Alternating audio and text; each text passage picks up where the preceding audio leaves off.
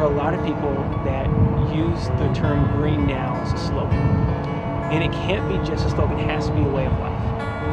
And I'm looking out for my kids now. And if we don't change our buying practices, our building practices, and our energy use, we're going to be in deep trouble.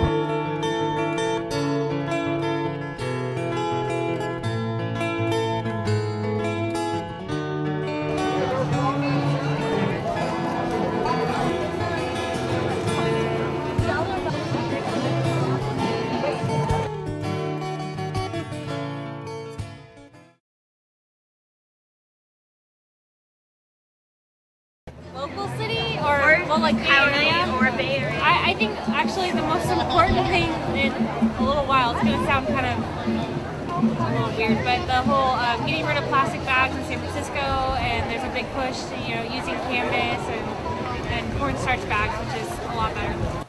Sonoma County is the first county in the whole country where all the cities and the county government agreed to take on this challenge. So it's amazing that all 9 cities did it. Each of the cities are doing different things to try to have an impact. Rohnert Park, for instance, has a very progressive green building ordinance where they're helping create efficiencies in how homes are built. I think it's the targets of 20% for the city's operations itself, and the 25% for the community. Those are very ambitious targets. Well, as far as climate protection comes along, the fact that we don't have our own generation units, that has allowed us to really scrutinize where we buy our power, who we buy our power from. But you take a look at the vast majority of Hillsboroug's power, we're green, which is great. That said, we can't just stand on that, and we always need to do better.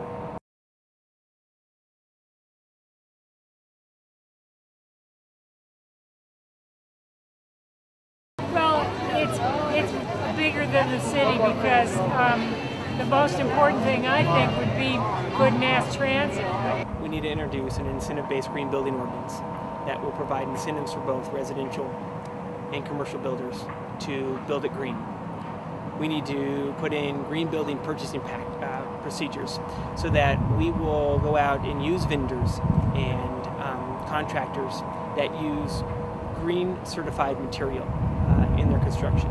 You have to think about your children, your grandchildren. How do you care for those coming after you? How do you leave things better than when you found them?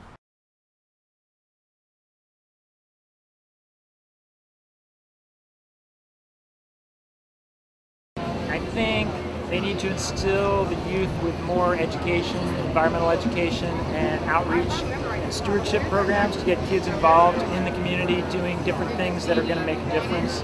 Students are in a very unique position because what we've noticed is that when students learn things in school and take it home, the parents will learn from the kids. And that's a major way of getting information into families and into neighborhoods. And that's where the change is going to happen. So if we look at ways we can travel less, or if we do travel with more people, so we have fewer cars out there on the roads, is one really, really big thing we can do. Because every time that you reduce your usage, between you, the neighbor, somebody else, and everybody across the country, you've taken that much demand off of the power lines. And I think it's really easy to say, hey, we've been green for a long time, and that's all we need to do. And that's a little scary to me because we need to continue to progress to ensure that we hit our goals by 2020.